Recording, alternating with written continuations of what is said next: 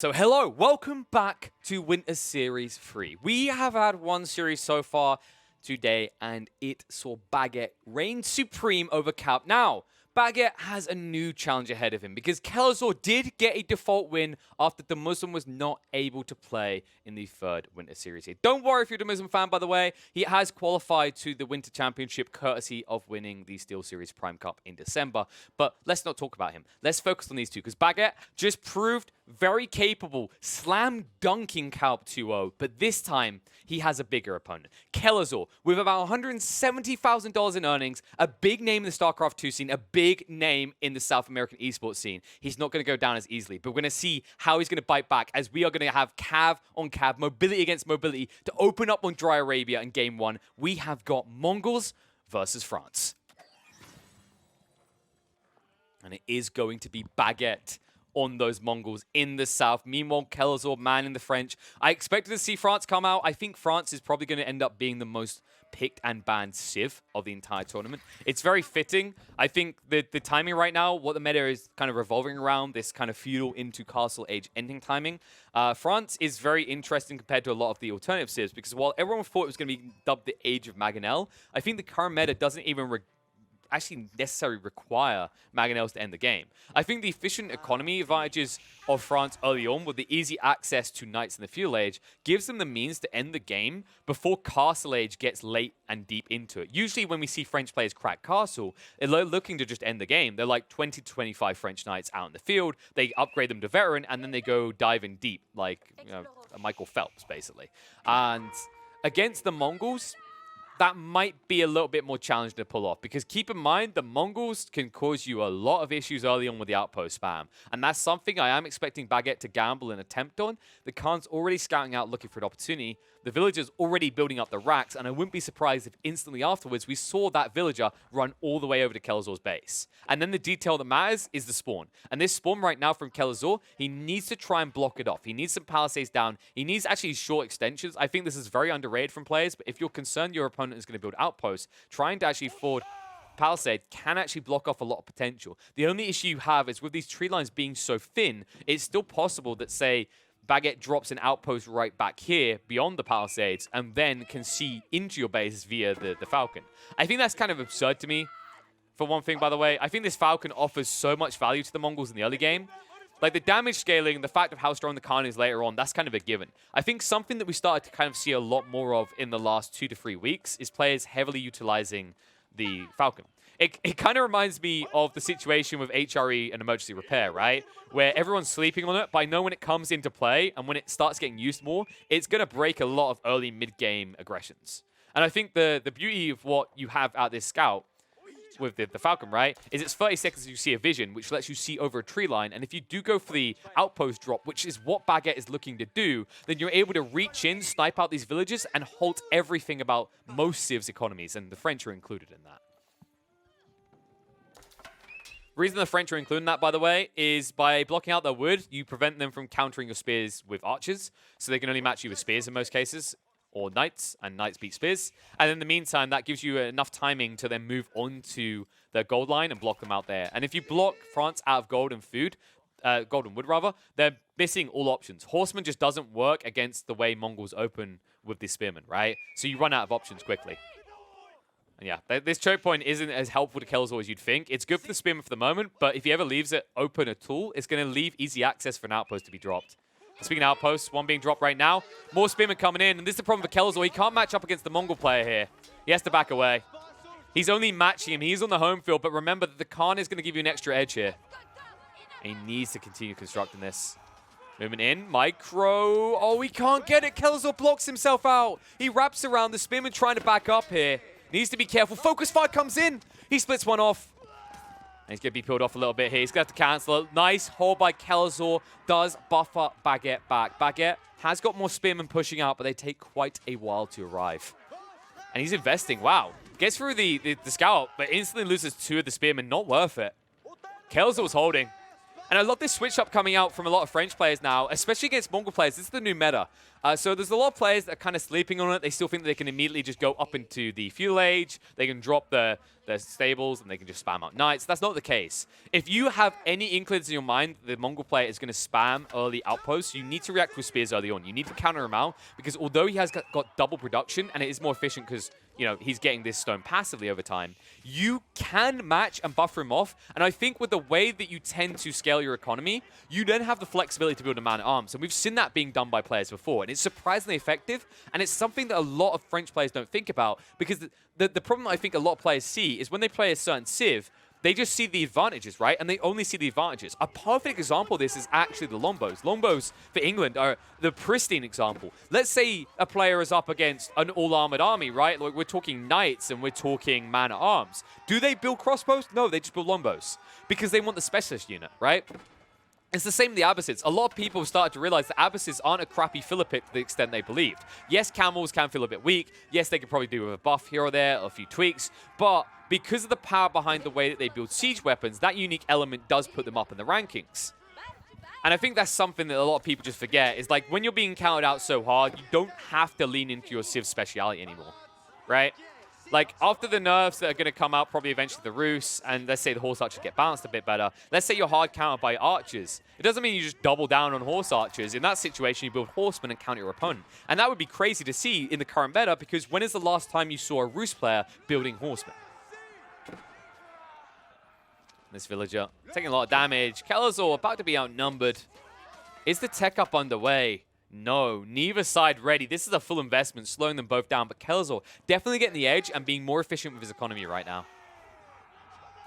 He's just forced that villager away. He might even sacrifice the army if he can kill off the Villi. And he'll be able to. He has superior movement speed. And there it is. He stops moving. Baguette, big mistake. Gives it over too easily.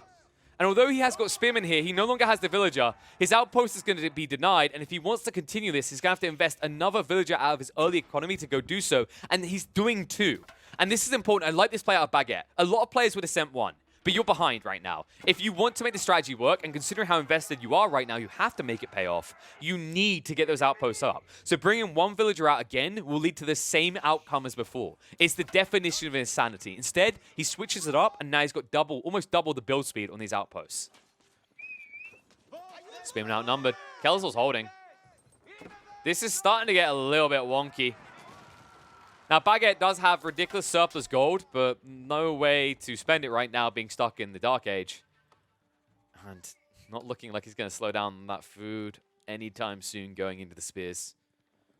Meanwhile, Keller, as he's looking right now, a lot of people on the food. He kind of needs to find a way up soon. I don't like the idea of him hanging around too long. If you can get enough surplus wood, it's great for switching into farms. But in the meantime, these berry bushes are going to dry up real quick. And Baguette might identify this. A high-level Mongol player will understand that when he sees this many spears, and when you think about the limitations of resources near your TC, the sheep are already gone, and you're probably on the berry bushes. So after that, you have to go out into Risky Town, right? Over here on the deer, or out here on the berry bushes. And there's no way you're going to get access to the scouts, right, to go into pro scouts, because your stables is locked behind that tier 2, which is why Kelazhur is going into the School Cavalry now. Meanwhile, Spearman chasing out, and the number advantage is there, and Baguette, no! The villagers get caught up in this mess, and this is where Kelazhur will commit it all. Because now he has the full edge. And Baguette, this game starts to get very uncomfortable. Baguette is still not underway with the tech up. He invested even more into the spear spam. And now he is on the berry bushes as well. He never got access to more scouts, right? He never dropped the stables. He never went into pro scouts. This is very much an all-in play, and it's exactly why we see a lot of Mongol players go for the stable drop instead. The stable drop is half investment. The whole concept being is if you get the outpost down, great. If you don't, you fall back to just pro scouting and collecting deer. But what Baguette has done here by going to spears is fully invested himself. Basically assuming that his French counterpart would not counter him right now, he'd be greedy. And that is where I have to give so much credit to Kelazhur for the way he played this. It's going to be an 8.5-minute tech up timing as France. But for good reason, because he's completely offset every piece of aggression Baguette has sent to him. And now, because he has a mill down already, because he's the one with a stable courtesy of the way he gets it via the landmark, he can go into pro scouts ahead of Baguette and get an economical advantage 5 to 10 minutes down the line from now.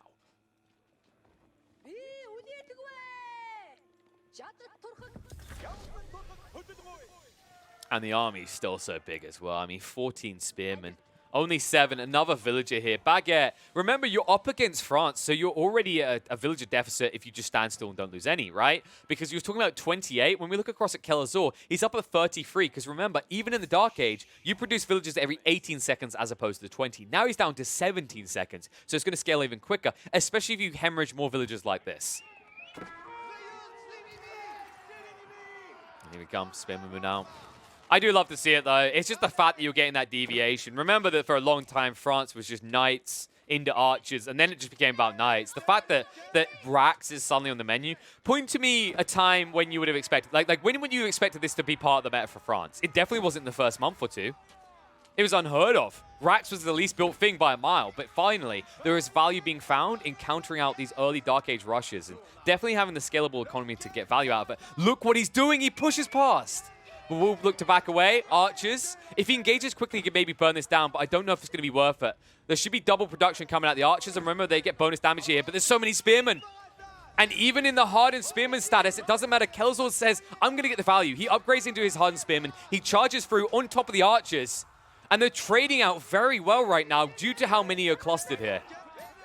And in onto those archers, getting rid of that bonus damage. Remember, they do double damage up against the spears, and these are good trades. And this is offsetting aggression. Baguette, yes, he's looking to hoard everything he can to tech up, but Kelazhur's going to look to scale economically. You can see he's shifted now out onto the deer, didn't go into the pro scouts. But I think, yeah, he's fixed that now. He's gathered enough scouts that he can look to actually go out and get the more risky eco, but this move out of Baguette is very snaky. The fact that he's showing small forces, he invests in an archery range, but he's still leaving himself the wiggle room to go up into castle ahead of Kelazhur, could completely flip this game against the Brazilian. And now keeping the pressure up as well. Kelazhur, I think he hung around too long. Decent value on the trades on the archers, but you're on the home field, or rather the way field against the Mongols, right? You know they're going to outmass you quickly. So I was expecting to look back in his base and see a different play, like some switch up. And he's only now getting into the trip archery range, and my concern is that Baguette isn't concerned. Look what he's doing.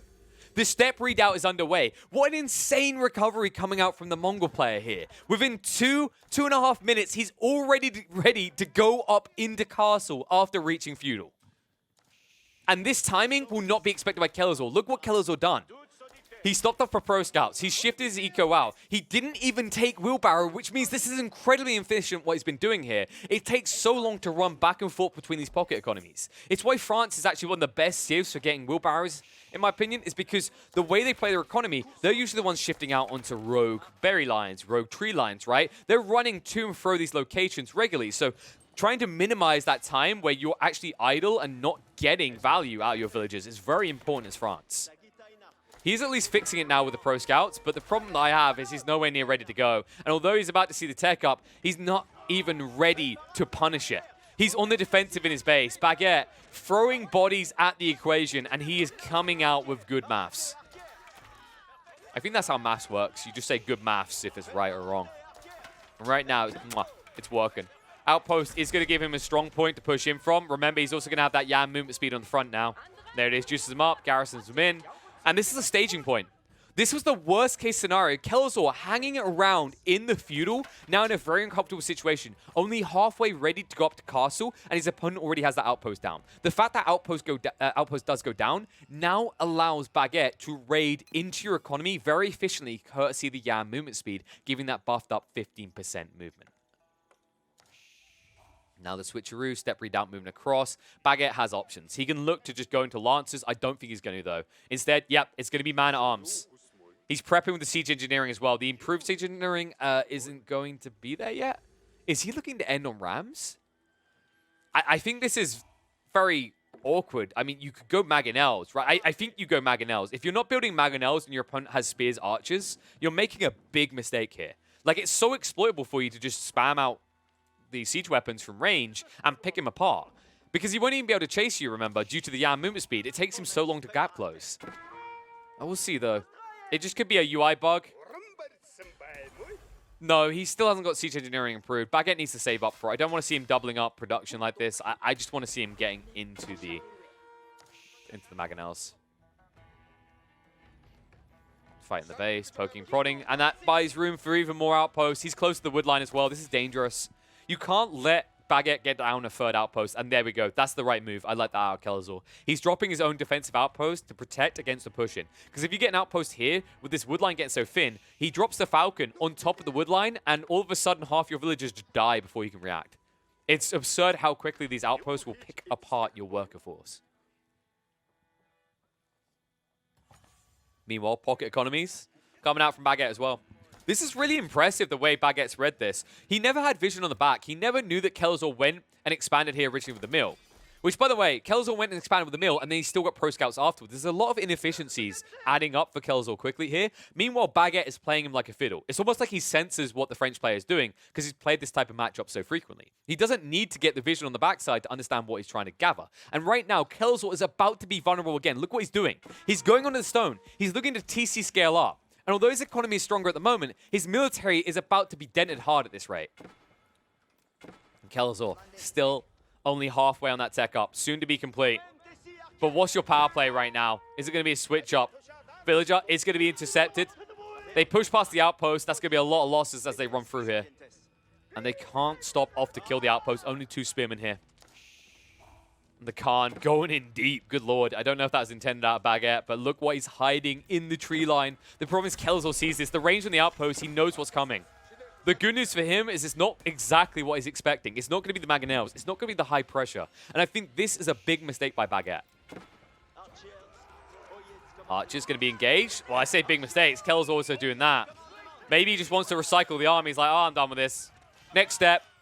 Don't even make me feel like I need to hang around on archers. It's time for the Arbalatriers, and the boys are being spammed. When you see man-at-arms like this, it's an easy choice, and 3 of them are already out. And he needs this outpost. The movement speed does have a decent AoE, but he's skirting the edge of it now. So he needs to get the new one down. Arbalatriers. This is awkward. You're being forced early, but if they snipe the villager out, and that's what they're going to do, he's not prevented either. Baguette, big mistake there, not posturing correctly. Will cost him the Villi that he needed to build up the new infrastructure outpost. The crawl will be prevented. Meanwhile, more deer. I don't think we mentioned the high value here, did we, folks? Deer and deer. Am I correct? Yep, you're seeing that correctly. I'm pretty sure this was a selected generation as well. Meanwhile, I believe Kelazhur's was out here, if I recall correctly, and then another one over here. A little bit unfair. I guess you could argue the tree lines were better for Kelazhur, and in this game it did help him somewhat, but still not able to fully utilize it anymore. The Arbalatriers are building. He is now getting into the Royal Knights. Royal Knights that are going to need upgrading into their vet status at some stage, but he needs enough Knights first to justify it. In the meantime, the scouts now riding out are going to be too late to find value over here. Spears have been in position the whole time, so Baguette understood that the risk of pro scouts snatching away from him was there, and it means he can never actually be taken away from now. It's very hard to dive in against these hard spearmen that get the bonus damage against Cav. In fact, to be specific, 4 spearmen with a stab each kill a scout. So, yeah, good luck with that. Unless you insta-micro and pick up. And all I can do is sit here and imagine a world in which Baguette would have researched siege engineering. Because I'm standing by my statement, right? I'm holding to my guns here. If he had a Mangonel, this Arbalatrier line would be gone. But he's going to look to get gone anyway. He rides in. He catches Kelazhur not looking. His micro is off point. He can't move away now. He's dedicated to the fight. What a move out of Baguette. Instantly, no hesitation with the maneuver arrow to gap close and wipe the Arbalatrier army. Really well played there. A lot of players would have held the arrow. They would have waited for the chase down. But Baguette, as soon as he doesn't see an instant reaction at Kelazhur, he understands that his opponent is not looking. And instead, he doubles down. And now he finally will get the siege engineering improved. It is delayed, but it is finally there. And the Mangonels are being built. And all of a sudden, Kelazhur in an uncomfortable situation. He can't transition, right? He needs to get the crossbow army back up. And this was smartly played by Baguette because there's a ripple effect, right? You are able to get away with this Mangonel, and you're still going to get value out of it because your opponent is going to be pivoting into Knights yet because he can't afford to replace the Arbalatrier army and get himself some Knights.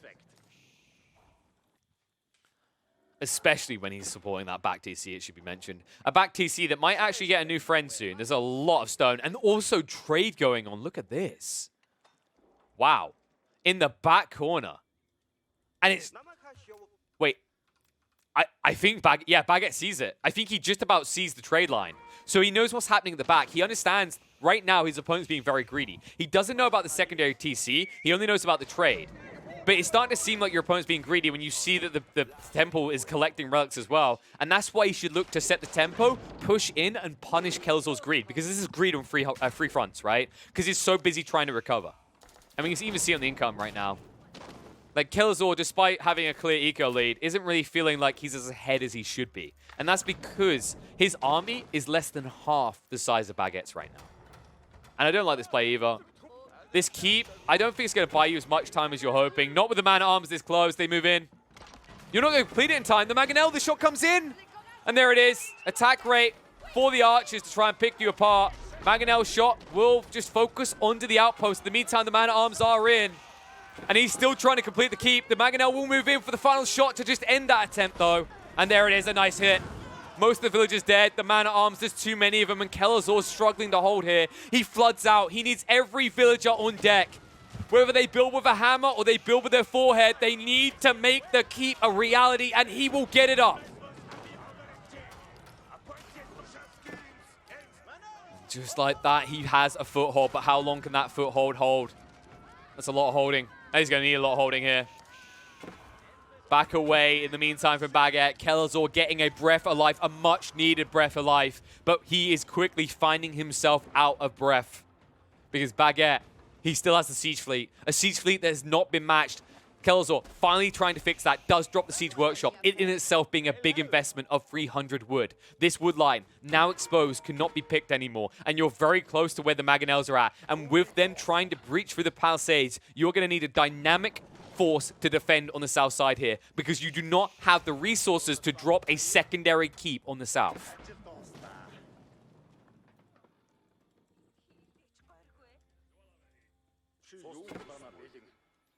More relics being gathered up. So BageTT even getting the lion's share on that side. Prayer tent. Wait, what? A second prayer tent being dropped for some reason.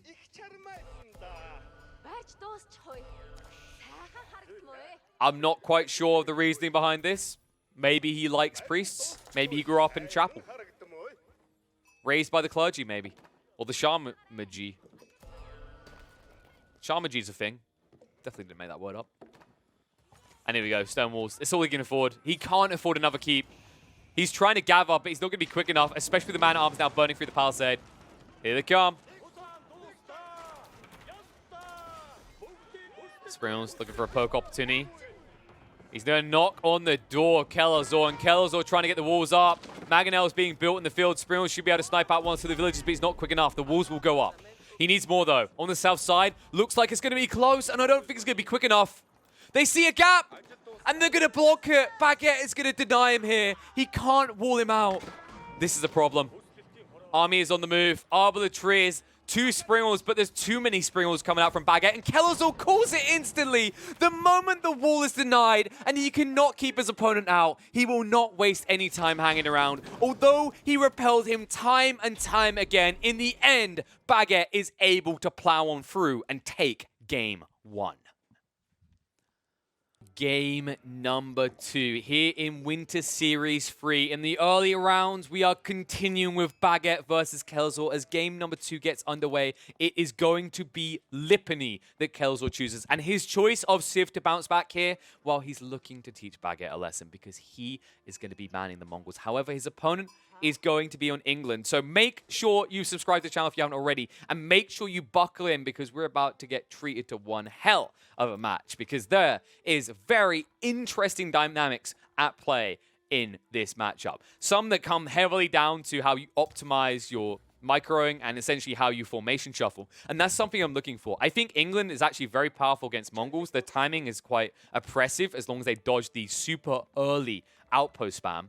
And if they're able to do that, the next step is just around line formations. Line formations that I've seen a lot of England players completely fall on their face and fail to utilize. It's a very big mistake. You should always be using it. It's fantastic, in fact, with the longbows, because it means you're able to min-max your range and always stay as far away from people, allowing you to keep your glass cannons alive for longer. And against the Mongols, it completely offsets them, because they're already only really matching the pace of archers you put out, courtesy of having the Uber giving double production.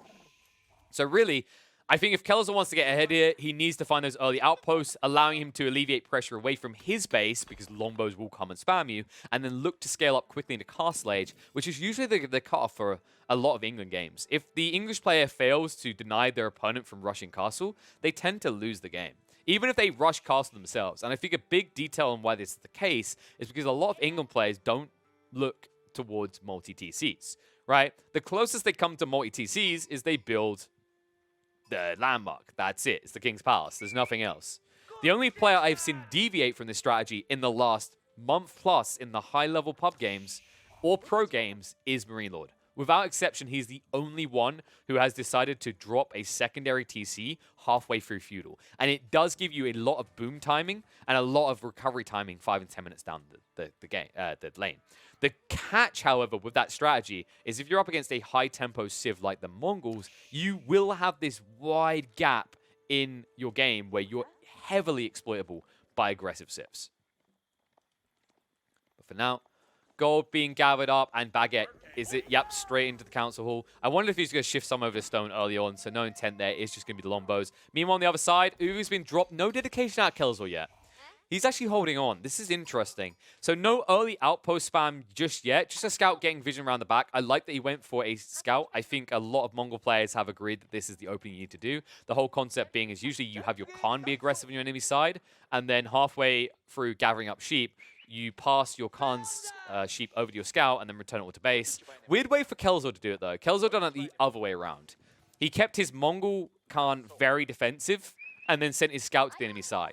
I don't agree with this play. I think it's much better to have your Khan close to the enemy base. So if he's kind of out of position, you can hoard him back in, corrals him, shall we say, back into position, right? Courtesy of the fact that you can just make them like sheep as they run away from your arrows. I'm pretty sure that's how you herd sheep. I've never herded sheep in my life. Although considering that the villagers tend to club them over the head with a wooden stick, I guess I'm not far off. I'm just, instead of using a very big wooden stick, I'm firing a wooden stick, so don't at me. And on the stone. So we are going to get what we want to see. BageTT is going to look to be a bit greedy. I like this. This gives you flexibility. It stunts the amount of longbows you're going to put out, but especially if your opponent's being greedy the way that Kelazhur is, it gives you that wiggle room. Because right now, as it stands, Kelazhur is looking to not get involved early with either a Rax drop or a stable drop. Now, the reason it doesn't go Rax drop is because spearmen are weak against the longbows. They will just get shredded. He could have, however, went for the scouts and given himself the flexibility to gather up via pro scouts later and grab all those deer that won't be contested.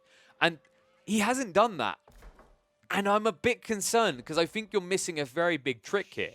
It seems to me that Kelazhur intends to just juke it out in the feudal age, archer on archer non-stop. And that is a very fragile strategy to try and engage with when you're up against England. Because England, their longbow, yes, they're more expensive, but they have additional range, they do more damage, and also the other important detail to keep in mind is this isn't one of those matchups where you have a production value advantage. You drop an archery range and you Uvu double produce, you're efficient on the economy, but not on the scalability, because the longbows are pushed out of this building every 7 seconds, continuously, if you can afford it. It's not like your archery range where sometimes you can afford the Uvu double production, sometimes you can't. That stone, almost the required amount. Oh, BageTT. Oh, I love this play. The hardened Khan, look at the damage he's taking. And he won't even get that one villager. Wow, BageTT, he could have finished off the hardened Khan here. I think that's a missed opportunity. I think once he's gathered the stone, he should just shoot him down. He might lose a villager at this rate, or he's going to have 2 very broken villagers. It would have been smart to just attack the Khan, but I think he's trying to finesse his timings, right? He doesn't want to slow down the secondary TC 1 second more than need be. Let me get back away. Double arrow fires out. You see how scary England is to dive. And this should be where these 2 weakened villagers sit under the TC, just gathering sheep where they're safe.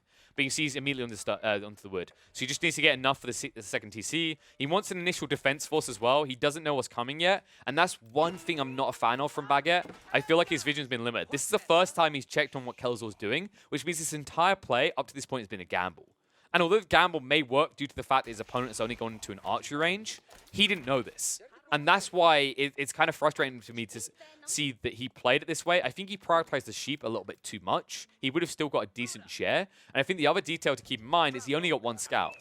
And it's almost always better to just have 2 scouts. It gives you that flex, it gives you more sheep. And in the Mongol matchup, I think it's especially important because otherwise, you're allowing the Mongol player to get away without pivoting their economy type for much longer into either those very pricey pastures or going into pro scouts, which can actually put a big dent in their early economy. An outpost being dropped. Baguette has got the second TC, though, so he doesn't care about this. This isn't the detail that matters by itself. However, the Yam movement speed is going to be a big deal. The problem is, with only 1 Lombo, he can't actually punish this. Instead, his scout is going to be sniped. So he'll be able to back away just in time, but frustrating to be given that ground. Kelazhur, it's not even 7 minutes, and he's already starved off the primary goal point of Baguette. So Baguette is going to need a response. I like the early outpost drop. Just preventing a denial on his wood front. Wood is going to be critical here. He's going to need a lot of it for longbow spam, and then also for the switch over to farms. And that's the other beautiful thing about this early secondary TC. Look what it gives you. Protected zones, right? For farmland. You can easily now drop a bunch of farms here and not have to worry about your villagers getting sniped out on them easily. Longbows for the attack speed. Nice baiting. And Kelazhur, yeah, he's getting too greedy here. He needs to be very careful. I think he's skirting the point of acceptable. This is the problem, though. Kelazhur is kind of in for the penny now. He's invested a lot. Look how big the army is. Up to 9 archers, drops an outpost, 2 villagers on the front. He understands that with a secondary TC, he can't fall back and just look towards castle now because he'll be behind Baguette very clearly. Kelazhur, still no intent for pro scouts, no switch up in the stables. He could try for that scalability, but now he's locked in. And the question here is whether he can find value the same way Baguette did in Game 1. Remember, Baguette had a similar issue in Game 1. He got buffered off by Kelazhur as the French. He was at a disadvantage. He'd invested too much in the outpost spam, and he had to make it work. However, because Kelazhur got too greedy, it backfired. And that's the detail we're looking for here. Can Kelazhur actually breach? Can he find the value? Or will it be a situation where Baguette gets lured out and instead is also too greedy? I think it's less likely just because Lombos are very static. You're not going to lay yourself the same confidence and arrogance, shall we say, that a Mongol player might, or a French player might rather, when they beat a Mongol player in the early game. Because you're able to run down the spears, right, and potentially siege buildings. You don't get that same potential with Lombos, especially when you do not drop a blacksmith early on, which he has now gone back for, but I don't expect siege engineering to be taken anytime soon. I think you just need to give yourself the wiggle room. And with a switch over into farms and a second TC enabling you to go out into aggressive resource locations, this looks really good. And I love everything about what Baguette's doing here. Baguette right now is heavily utilizing the map choice of Kelazhur against him. He's playing a static Civ on a map where it's more acceptable. If this was Dry Arabia, you wouldn't be able to get away with this as easily, right? There's a lot more flex for Mongols. But in this situation, Kelazhur is on the clock. He needs to find value in the next 2 to 3 minutes, or this game is going to turn ugly real fast. Lombos spamming out. Trading okay so far. The TC there as well. This could get problematic quickly for Kelazhur's army. And once the archers are gone, remember this battering ram is going to be exposed heavily by the fire coming out from the villagers' torches. And look, the trades just aren't good. And now you can burn it down. And even if it loses a few villagers for it, it's worth it. So there you go, movement speed. Not really what you want here. I don't think you want to dive deeper. If anything, you could have done with the attack speed arrow. Maybe that was a misclick. I don't think Kelazhur intended it. It doesn't feel like a good intent anyway. Lombo's now countering him out. Most of the archers are gone. This is the home field for Baguette. And that's going to force the battering ram away. A lot of damage being done. The commitment from the village is a bit too far, but Baguette will not lose too many for it. Say that. I think 3 fell there. When we look at the count, though, Kelazhur sitting currently at 34. Baguette still healthy at 36. This battering ram is a big investment. You can't afford to lose it before it gets the TC. And I don't see how it's ever going to get that TC. Even with it just being arrow fire, between the Lombos and the double arrow fire coming up for the TC, this battering ram is not lasting long. And the second one to replace it is coming up soon. But Baguette, I think the big play for him right now is wheelbarrow tech. He needs wheelbarrow tech to always be able to chase down. Think about the situation here. He's about to lose so many villagers. Overcommitment from Baguette. If he researched into the wheelbarrow, he would have killed off the battering ram and he wouldn't have been at risk here. But now the only play he has is to keep repairing the TC and slowly picking apart these rams. And in the meantime, because he allowed that to go into raised status, right, where it's burning, he just gave 50 food and gold over to the Mongol player for free. My, oh my. And here we go again with the villagers once more. And Kelazhur, he's not even dragging it back. If he just sits here, he gets good trades. The damage being done. And this is problematic. Baguette, this is too far. So many villagers are going to die, even with the textiles, because there's 3 outposts here and a bunch of archers. Kelazhur now sitting at 36 economy. Baguette down at 27. I'm not a big fan of the way he's playing this. Baguette, I think he's sacrificing a lot more. I'm just going to keep saying it because I need to drill into people. Wheelbarrow, there's an argument for timing. A lot of players like to wait into Castle Age to get it. But if your defense force against Rams is your villagers, Wheelbarrow has double the value. It protects a lot more villagers' lives because not only are they able to run away from incoming fire quicker, but then also think about the economical benefits, right? Usually the argument for Wheelbarrow is, are my villagers running around a lot? I think we can agree that Baguette's villagers are getting a lot of exercise, okay? They've got thick thighs. They could be table tennis players at this point. But instead of going for wheelbarrows, which would only cost him 50 wood and 150 gold, would allow him to snipe out these Rams quick and also then get back on his efficient production lines. Not to mention the amount of villagers it would have saved at this point. I'm just concerned that he's throwing away a lead he could be having at this point in the game. Kelazhur back in, knocking at your door. And it's never a risk. It's so easy for him to keep doing this.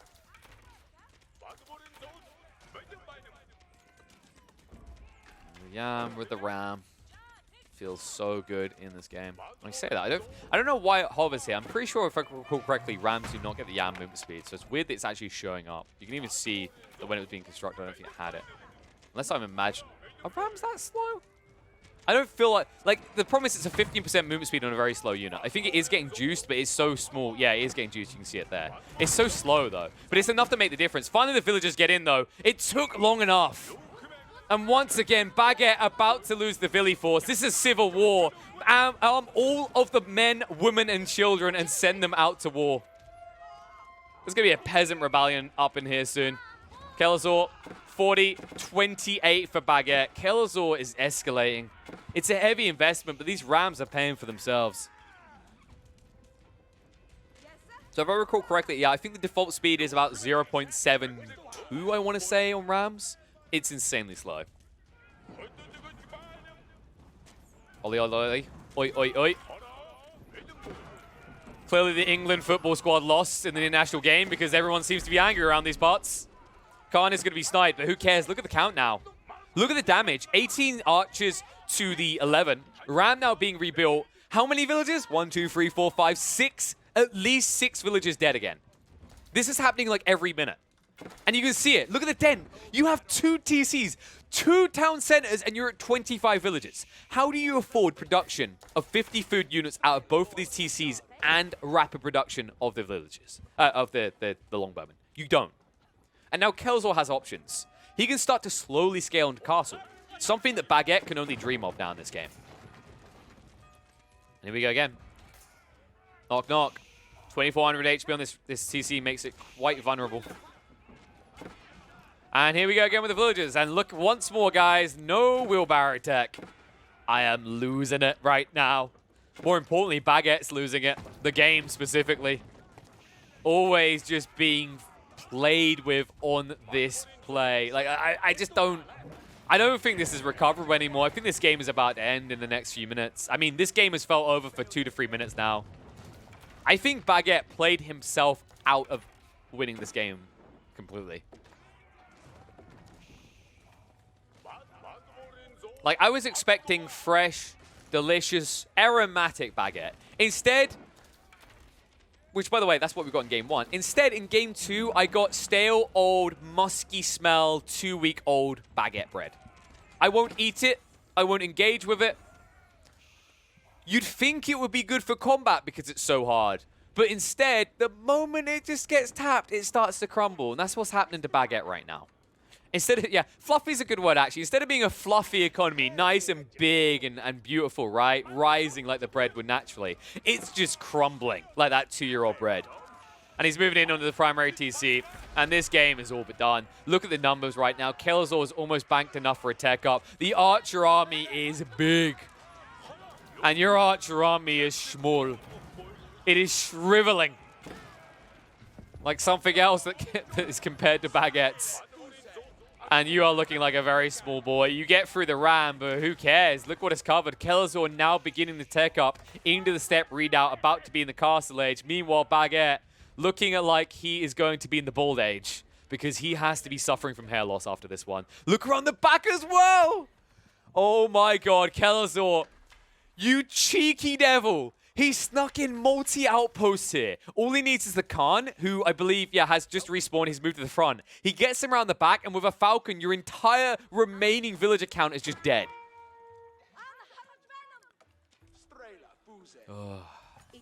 Any hope Baguette had of recovering this is gone, although I think we were way past that already. I think at this stage, Baguette, he's holding on a hope and a prayer. He can't believe that he's won up over Kelazhur. Kelazhur just being the beast he is. Remember, this is a guy who in StarCraft has won about $170,000 playing competitively. He's no pushover. And you thought maybe you had him on the ropes. Maybe you could eliminate him here in Game 2 and get that 2-0 sweep. But when you see this tech upcoming, the moment it's going to crack him up in the castle, I expect an immediate GG and a movement on to Game 3.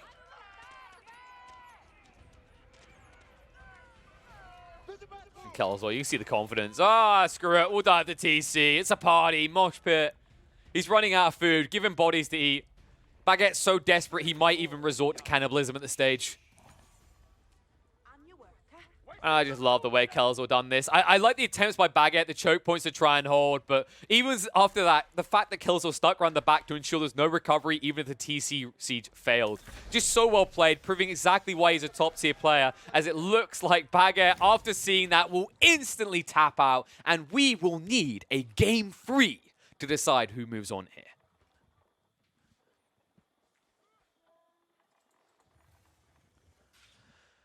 Well. Y'all thought that Kelazhur was going to go down like that. Not today, my friends. He is bouncing back. And we should expect this. I mean, the Mongols are powerful. I definitely think Baguette made the right play initially. I liked the TC play. I think the TC play gives him the option to scale up into castle quickly where you're not uncomfortable against the Mongols. Also, you're able to, with just a small group of Lombos, offset the aggression. The ram spam is good, but goddamn, it should not have worked that well. I think this is a critical error. Baguette needs to learn from this. If he just invests in wheelbarrow tech, he is so strong here. He's able to wait for wheelbarrows, repair in the meantime, rush out, and then with that movement speed advantage, he gap closes quick enough that he's always denting these battering rams and maybe losing one, possibly two villagers max. Instead, he ends up losing half of the people he sends in every time. Half the time, they can't even reach the ram. In fact, at one point, the only reason that Baguette was able to kill a battering ram was because Kelazhur clearly got stuck on a rock and he just stopped moving the ram entirely. That was the one time where he got some breathing room. But by the time he'd done that, the amount of damage to his economy, it didn't matter that Kelazhur didn't drag that away and make him waste more villagers. He'd already found his value. He'd already got his stronghold and he wasn't being pushed out. And I think that's the issue that I see is Baguette, he had a clear plan, a good intent, but the moment he ran into an obstacle, speaking of small rocks, he tripped on one, right? It's just that scene where Peter just goes down a Family Guy, right? Like, he gets kicked in the shin, he's like, for 10 minutes. That felt like that was Baguette. He never tried to recover. He just seemed to kind of stonewall himself. The moment he ran into a twist in the road, he fell apart. And I think that's the difference between great players and good players, right? Good players have a solid strategy. They understand how to execute it. And if they get to execute it perfectly, they will run you through, even if you're number one in the world. But you know what? The number ones in the world won't allow you to do that because great players adapt in the midst of the game, right? They are free-flowing. They understand that there comes points when you need to transition. There comes points when you need to make suboptimal or out-of-the-box choices because optimal versus suboptimal is subjective, right? You need to throw more variables into the machine to get the correct answer out. And the answer in this was 100% wheelbarrows. Wheelbarrows would have done so much for him. It would have allowed him to get away with his greedy TC spam. And with the walling in the back, he would have been able to complete it in the north and prevent Kelazhur from getting in. But failing to do any of that means that Kelazhur is going to pull this out of the bag, force a game number 3, and we are going to have to see how things get mixed up. Because remember, Mongols is now not available on either side. England has been eliminated for Baguette. And France is no longer on the table for Kelazhur. So short break, folks, and then we can get into Game 3 to decide who will proceed through here in the ladder and face Zerton in the next round. We're going to need a Game 3 here, guys. Between Kelazhur and Baguette, it is gonna come down to this. Who gets to continue on? Who gets a shot at securing themselves a position in the Winter Championship where they could play for $20,000? Oh, and also a shot at getting the lion's share of $3,000 here. It's gonna come down to this. We are going to be on Boulder Bay, and it is going to be France versus you thought I was going to say France. It's HRE. Check this one out. We got a spinner here. It's not going to be your standardized crap. It's not going to turn into a Hulk smash on the waterfront and a nice synchronized dancing between two fleets. Instead, we're going to have something spicy and different. Kelazhur is going to man the HRE, and BageTT, fitting for his name, is going to become France. France, an option for him, an option that, remember, was not available for Kelazhur, as Kelazhur did choose to pick France in map number 1. And the interesting part is that Kelazhur chose this map. Remember, guys, it was his choice. Game 3, he lost game... Sorry, wait, no, it's not his choice. I'm an idiot. I'm waffling an idiot. BageTT chose this. But Kelazhur should have known this was coming, right? He should have anticipated this. And the fact that he chose the HRE over, say, China has me question marking what the plan is here. Because you're going to forfeit the water entirely. And forfeiting the war entirely against France can be very dangerous. It is possible, there is wiggle room to stay on the water, but he has to be so pristine with his tech up timings. And he's also going to need to mask his appearance on the water by hiding a dock somewhere, I think. There is a few other options, by the way. The HRE, one strategy that I've seen a few more players attempting recently is the early man-arm spam, where you just try to rush them and you essentially just try to end the game with feudal. Now, the HRE economy is incredibly strong. I actually think that the HRE is secretly one of the best civs for attempting this, courtesy of just how much moolah there is in the early eco, right? Remember that the Holy Inspiration makes all of the people 40% more efficient, right? Gathering also gives them 40% more capacity. So there is some spicy elements to consider here that would enable him to go into man-at-arms, but I have to say overall I've been underwhelmed by early man-at-arms. Same as Vanguard man-at-arms, I don't think they're a cost-effective solution. You invest a lot of resources into each individual unit in the early phase of the game, and you don't get that much bang for buck. Yes, they're tanky, but the damage just isn't there behind them, and that's usually the danger. I think one cool play that I have yet to see being done, which I think would be fantastic from the HRE, is a hybridization of archery range and going for the racks. I think if you were to combine both man-at-arms and, say, a small group of archers, you actually have the DPS behind a very strong front line. Right, you have to remember that we're not playing Overwatch. You can't just field tanks and win the game. You actually need a DPS. You need a squishy behind that's going to deliver the damage to win the fight. And that's exactly what HRE's archers can do. And it's definitely valuable when you consider that the blacksmith tech that gives them marching drills, increasing their movement speed by 10%, does affect archers and means that you'll be at sheer advantage up against the French. But that's another detail we have to get into, right? We're talking about this in a standardized matchup. When you're talking this one, man-at-arms become harder to justify without the presence of spears. However, I think if you have, say, 2 racks and an archery range, and each of them is producing a different unit type, right? So one's producing man-at-arms, one's producing spears, and one's producing archers. If you reach that threshold, which is very quick, by the way, for HRE due to their efficient economy early on, you can actually breach the French base before they're prepped. I think the other cool detail, by the way, is if you bait and switch by going on the water to begin with, you force your opponent to invest heavily in hulks. And if he actually scouts this out early that you're fishing, it might be that BageTT drops the Chamber of Commerce. I think if BageTT drops the Chamber of Commerce here, you have a very clear and easy option to go and rush him on the land. So we'll see if that actually comes into fruition. It feels to me like a game where Kelazhur, because it's 1-1, they're both on the edge, he might just play a very standardized HRE where you look to boom up the castle, and then he tries to neglect the waterfront to just rush on land. And I will say that of the civs that can do this on Boulder Bay, HRE has to be top 2 against France, right? Because you do get so much gold, courtesy of the gold trickle from relics in your Regulus Cathedral, giving you 300 gold per 300 gold a minute per relic up to a maximum of 3. That's a lot of gold to bank, right? For free, infinitely. It means that although France can scale themselves fantastically via trade on water, you're at least able to compete without fielding a team in that field, right? Being the sea. Okay, here we go. Arc and Chapel being dropped. No signs of a fake out. No cheeky kind of plays. But hello, there it is. Ding, ding, ding, baby. Here comes the transport ship. But it's only one villager going. Understandable. Remember, 2 villages don't give you double the build speed, although you could build double the infrastructure. But he wants to scale it up slowly. He needs to wrap around to the north. It needs to not be seen. Kelazhur right now does just about have vision on the base of BageTT. So he knows roughly where his opponent is and understands exactly where his dock's going to be. He should weave around to the north, set up behind here behind this. This is pristine. If he discovers that there is a stealth forest here and he builds his infrastructure right here on the shores, it's gambling against the Hulks, but it's fully hidden for the entire duration until you're ready to strike. Let's see what he does. Wrap around.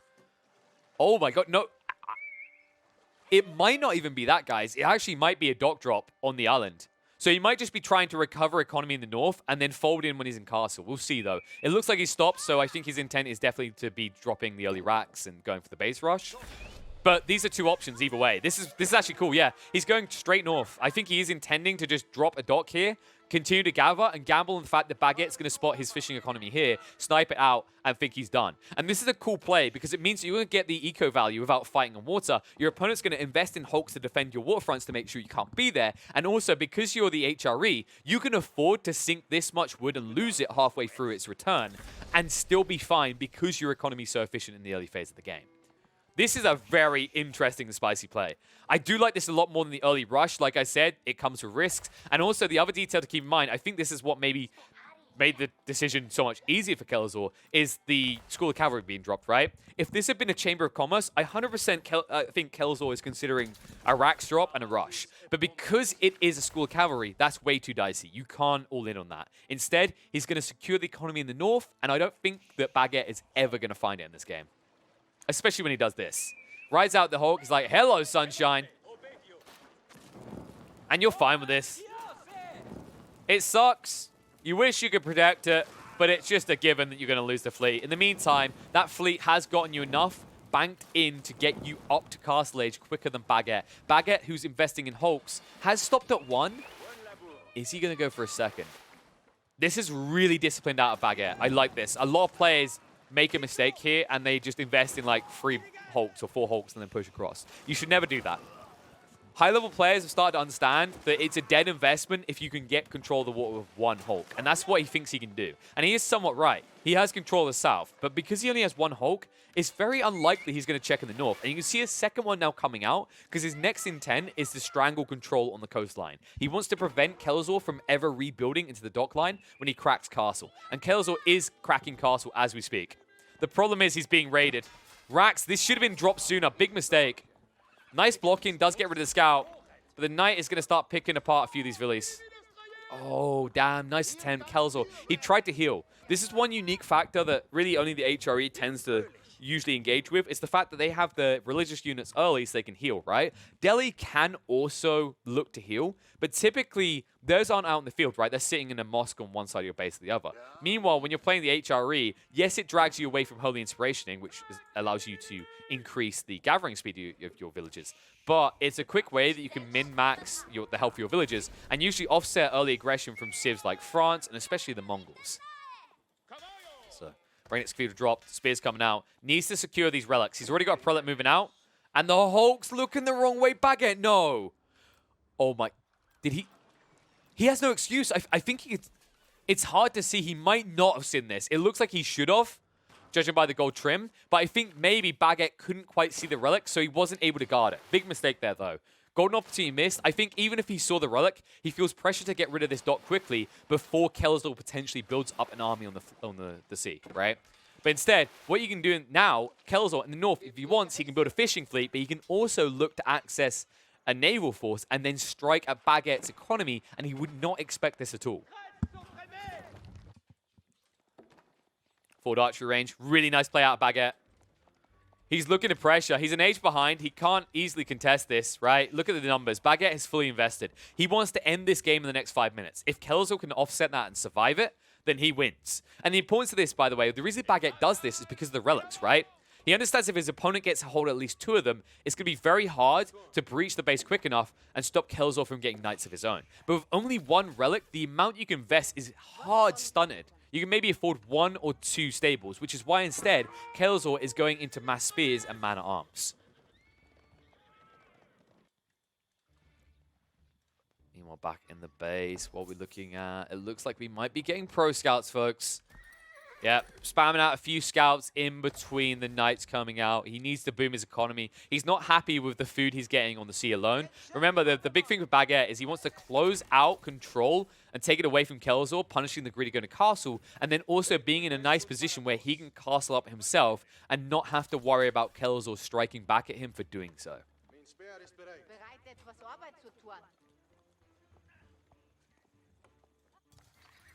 BageTT, how many are we up to? 7 of these knights. Remember, these knights are extra lethal against the HRE, by the way. This is very gambly the way Kelazhur's played this. The fact that he knew he's probably going up against France and chose HRE, there must be that secret source. And I think this northern base was his play, right? The reason this is gambly, by the way, is because bracing doesn't work for the HRE. You can't brace against the knight charge. So your spearmen that are meant to be the golden counter to the knights lose a huge chunk of their effectivity when they cannot stun and root these knights, and they cannot offset the charging damage of 30 on the first strike, followed up by the royal knights having the buff damage for 3 seconds. That's what makes this broken in this matchup. This is what makes it so hard, but big mistake they're losing one knight so casually. But the important detail to keep in mind here is once you get the charge off and you get that buff damage, you're always getting it. There's no situation in which Kelazhur can prevent it. You basically have to headbutt the horse and hope that's good enough. Outpost going down, spears move out, they charge straight in. Nice, another stab. The vet spearmen showing their quality right now, doing over 30 damage per stab to these knights who are only Tech 2. Villagers will move away, stabs will continue. Kelazhur, he's being greedy, but look at this. He's going to get a quick imp timing, and I don't think BageTT's going to expect this because he still doesn't know about the northern economy. And that's why he thinks this is good, right? He's like chill right now. He's like snipe his villagers a little bit, slow down the gold gathering. He's running out of food. The game's uncomfortable. But the weird part is that BageTT just dove his base. He sees no signs of economy on food. And yet he doesn't find this suspicious. And I think BageTT is about to lull himself into a false sense of security that may cost him this game. The food continued to be gathered in the north. Fleet continued to be built up. Could even drop a secondary dock if he really wanted, but doesn't want to spread himself too thin. Spearmen continue to rebuild. Doesn't need as many as BageTT needs of these knights. And even with the archer being a counter, it's the fact that you're locked into the tech right now. BageTT needs a tech up, but he can't afford it. Look, he keeps pushing more troops because he's always losing them, right? Or they're always getting dented hard. Look at the damage put on these knights right now. Even if you pull them off to heal them, it takes a long time. The time that chivalry is very valuable is usually when you're talking about this situation where you're raiding villages and you're moving away, right? There's big gaps between you fighting. If it's non-stop fighting like this, you will lose a lot of troops. And moving in, surrender the villagers. That's going to expose the archers to a few spearmen here. The rest are going to turn around. 1-2 Langsneck did get picked off, and so Kelazhur holds them back for the moment. But Spears now being outnumbered. Charge in again. Brunt's most of the force with one of these spears, but he's outnumbered, and now he's in trouble. BageTT, he's reached the clump force. And Langsneck can't get their value right now. They're very squishy, no missile resistance, and also they're not able to cleave into the archer line. They're too far away. Villagers pulling back. Pushing from BageTT. He's stalled all the wood now. And that's bad because you want to build this fleet up more. Look at the numbers right now. Kelazhur is nowhere near ready for a tech up. Spear's trying to regroup. The punishment coming out, and this just feels so painful. This was why I was worried about the HRE. You knew France was going to come out. HRE, this is a gambit play to compete on water. If he'd gone for China instead, there is a potential option to protect yourself under the Barbican, get to war junks, and reign supreme over France on water. Also, in the meantime, you have spears on land, which can deal with these French knights. Unlike the HRE spearmen, that the only benefit they have is they run quicker. But they run quicker into the death. They never brace. And that brace is a big deal, guys, because not only does it stun and root, it stuns for about a second, it roots for about another second. That's a long enough time for you to get a strikeout with being struck without being struck at in return, which also negates the charge. And then also, in the follow-up, they can't disengage because they're rooted. Now even the prelate's having to fight. Bad situation here. Thanks some of the damage. Langsneck being ignored. They go around for the prelate again, but they are just jerking each other off in the corner at this point, so they're going to be safe. The knights are going to be pushed off, but look at the side. The main force is still going. One rack's down, the second one to fall. Kelazhur is getting close to being out of this game. He needs a solution. He needs it right now. BageTT, meanwhile, he doesn't need a solution. He just needs a finish. And he's about to get it at this rate. He's on his way up, building into the guild hall, not using too many villages, but then switches half of the wood line over because he doesn't need any more wood. He's got surplus. His fishing fleet is big. His archery ranges are sustained. He just needs to get up teched quick enough so that he gets access to the veteran Royal Knights, and then he can close out this game. Kelazhur finally using the emergency repairs to slow this down. Spearman army has built up, but there's a decent amount of archers here now on both sides. They just need to regroup to try and end this. And those archers, big mistake, gets called out. Chased down. Still only early man-at-arms, though. Kelazhur, his economy is fragile. He can't afford to waste time building man-at-arms because although he has got the eco in reserve, he doesn't have the military surplus to defend himself. So he cannot afford any gaps in his production lines now that he's 1 racks down from where he was. And now that age difference is gone. And it is 11 knights in the field. 11 knights that are about to get juiced up. The tech up should already be underway in a sec. Only 50 food, 125 gold, and 30 seconds to wait.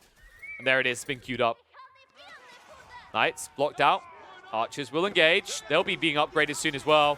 They do re-engage now with the charge coming out once again. The bonus damage to hold out against the Spears. The Spears in a bit of trouble here.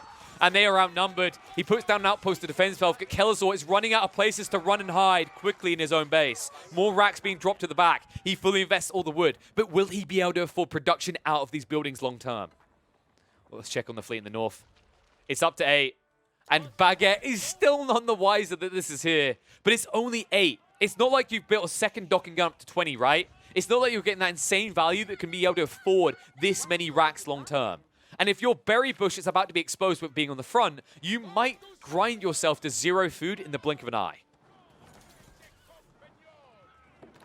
Now it's time to get rid of Arkan Chapel. Not that it matters right now. Kelazhur, he's lost his efficiency, right? BageTT has a huge eco advantage over Kelazhur, and Kelazhur, we can't even argue about that 40% buffer that increases the value of your individual villages, right? Your prelates are always healing because you have to min-max the value of military units, and your Arkan Chapel is out of position now. They're not using it at all, and that's what makes this play out of BageTT so smart. However, this one is a little bit dopey. BageTT, oh no!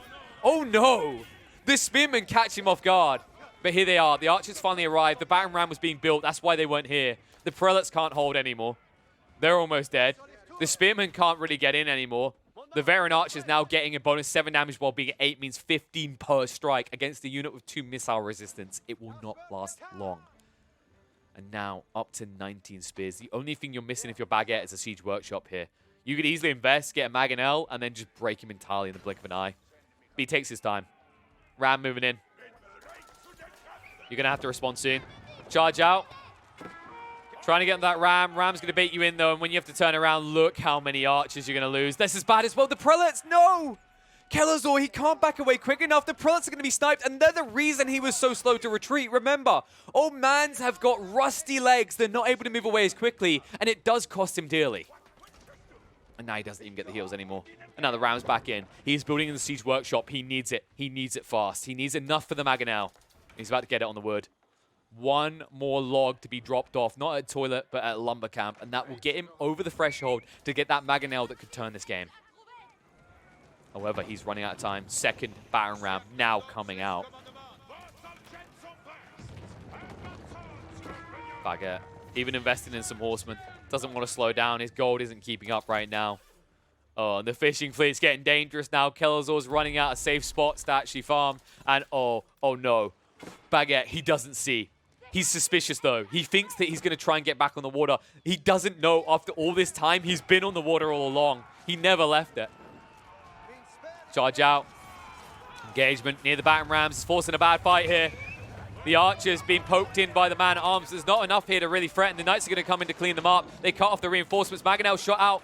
Decent, but not good enough. The archers still stand. The battering rams move on through, and the Mangonel gets burnt instantly. BageTT, without hesitation, sees weakness. He smells it, and now he rides through into the economy line. Kelazhur, with so many people working wood, they're about to get work themselves.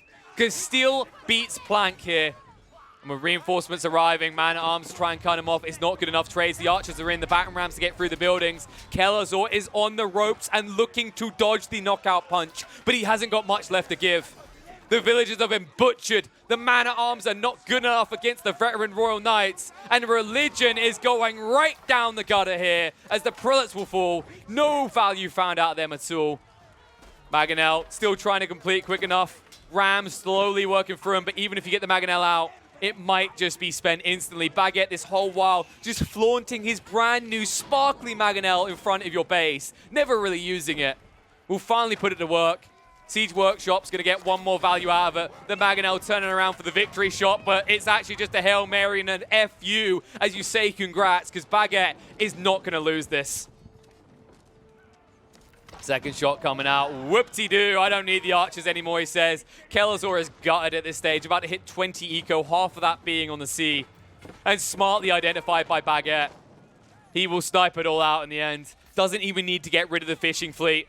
Kelazhur, he's going to be a mythical people that are nomadic on the ocean because they no longer have a home to call their own. With the TC being sieged, with only one relic banked in and no switch over into stables, there is no coming back, and it looks like BageTT is going to boot Kelazhur out of this tournament. And Genesis Gaming will notch a big line on their belt and claim a big bounty as they take out one of the more favorable names that would have been expected to go deep here. And BageTT, his stock is rising. And justifiably so. Really well played out of BageTT. The tempo, the control. Didn't optimize by looking for the C expansion in the end, but you wouldn't really expect that. I think he should have had some inklings that was going on, mainly because of the fact that Kelazhur is still supporting so many units being produced, yet he doesn't really have any logical like explanation behind it, right? He's got a lot of infantry coming out, but no one gathering food. It's weird to me that he never got suspicious and checked the back part, but that's a small detail in the grand scheme of things. I don't think we should criticize him too hard because everything else was played really well. BageTT setting the tempo really well. Maybe one other small detail is he should have regrouped his two raiding squads quicker. He would have been able to take this over a little bit faster. But overall, there is no race to finish, right? He just needs to keep the infrastructure oppressed and needs to make sure that the spears never group. Because the big issue here is the only way that the Kelazhur is ever able to bounce back into this with the HRE is if he has ample spear count to just stab you down. He doesn't have the tactical value of the brace. Without the brace that stuns you in place with your knights, there's no way to, one, offset the charge, which gives the bonus damage, but two, then lock them in place for something else to pick them apart. And I think that is hurting him so much. That's hurting HRE in general. It's very hard for the HRE to compete with France on land, let alone when you talk about a water map as well. There is some flexibility in water. I think there was maybe a comeback there. But the brilliant thing that BageTT done here is he didn't allow things to fester on the seafront. There is a lot of players that I've seen play France in that situation who would have chosen to just start investing in a trade fleet and built a few more hulks parked on the shore, and that would have been the game, right? They would have waited until like 30, 40 minutes, given comeback opportunity. The smart thing about BageTT here is he limits the amount of hulks he puts out to patrol the shore, looking for that return to water in Castle Age. And when he never sees it, instead of being a greedy boy and going, oh, sacre bleu, we will make many monies on the seas, he says, no, we will end the game on the land. He instantly moves forward, drops the forward base, invests in the archers, in the composition with the knights, goes back to the El Clasico that was done time and time again in the opening weeks, and is able to close out the game and eliminate Kelazhur 2-1. But we are far from done. There's plenty more series to cover. If you guys are enjoying this series, by the way, make sure you follow on Twitch. If you're watching it later on YouTube, make sure you subscribe there. Make sure you like the videos. Make sure you comment, because that's when YouTube gets a boner for us, and they love us, and I love you more for it. Not enough to get a boner, that would be a little bit weird, but it helps us grow, and it helps me keep bringing this content, so make sure you keep engaging with it, and thank you very much for the support so far.